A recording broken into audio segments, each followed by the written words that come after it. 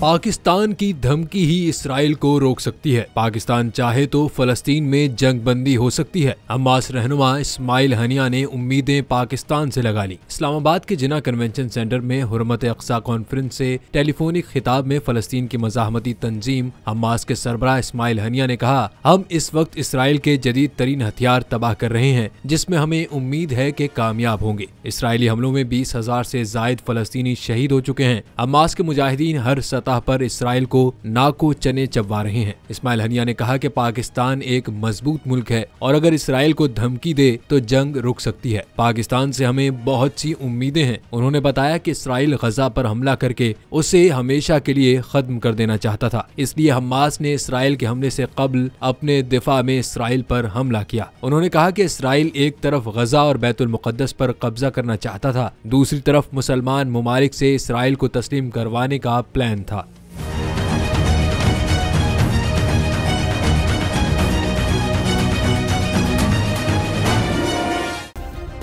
Subscribe करें और bell दबाएं ताकि कोई खबर रह न जाए।